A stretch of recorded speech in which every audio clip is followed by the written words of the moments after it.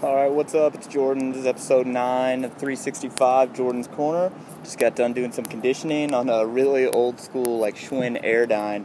This thing was rickety, but those things are legit. If you're looking for a cardio piece of equipment that you're going to put in your place, Airdyne's like $600. Those things are like indestructible and one of the best cardio workouts. Probably the second best. First one's going to be rowers. A Concept 2 rower, top of the line, is going to run you about $900.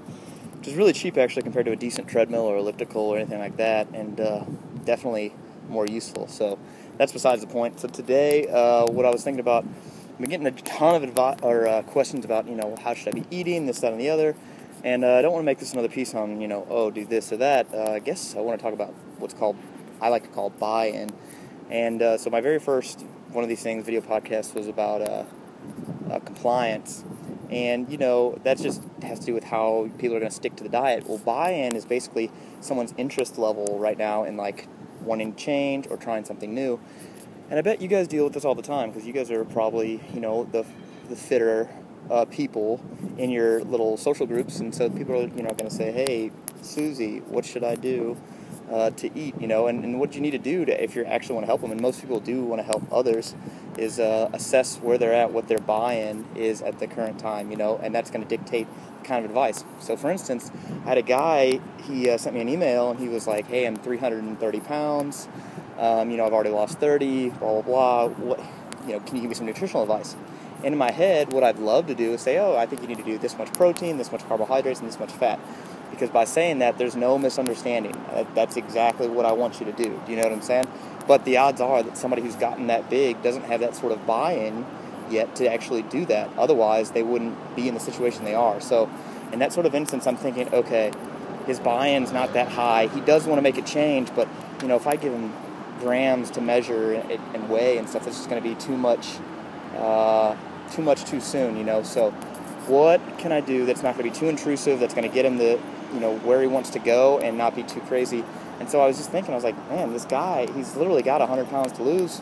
He needs to go on a low carbohydrate diet. So basically I told him 6 out of 7 days out of the week, you can't eat any starches. It's basically just going to be lean meats, vegetables, 1 serving of fruit a day if you like, and then, just no added fats unless you're cooking with them.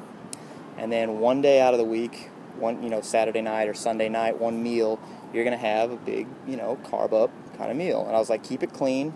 You're going to get better results if you keep it clean. If you stick with, rice or homemade versions of what you'd have out, like if you made a homemade pizza or a homemade burger or something like that.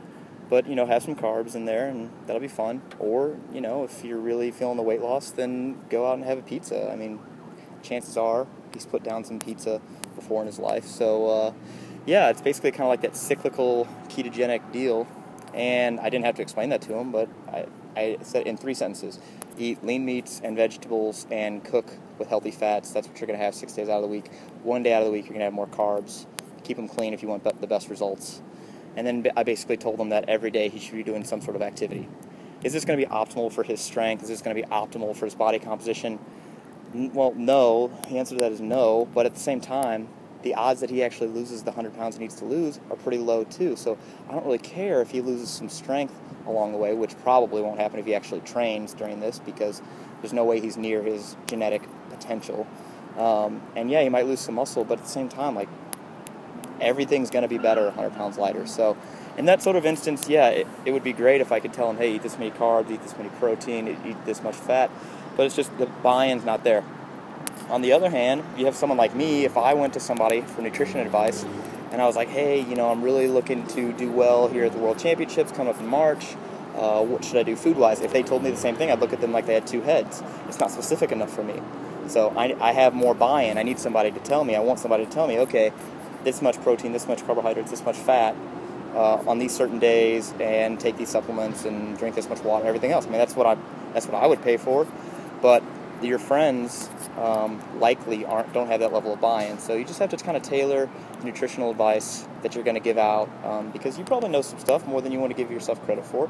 You just have to tailor it to somebody's buy-in and what you think the least intrusive thing's going to be. So I wanted to ask you guys a question. What one diet is going to work 100% of the time for everyone? Did you come up with something? because I didn't. I don't know. There's no diet that's going to work, one diet that's going to work 100% of the time for everybody. And that's just a simple fact, you know. I mean, yes, you can say that counting your calories and measuring and everything is going to be really good, which is true, but at the same time, we might pick the wrong numbers. It might not work out so well. Yeah, low carb works pretty well, but people can overeat on the fat and then therefore never kind of be below the amount of calories they need to lose weight. Low fat can also work, but people can eat too much of the other stuff. I mean, so there's no one diet that's going to work, and basically what you've seen good success from, you can kind of give that advice out to other people. You just have to understand where they're coming from at this current point in time. That way you can kind of tailor it in. So anyway, hope this helped. Wonder what your level of buy-in is. See you guys next time.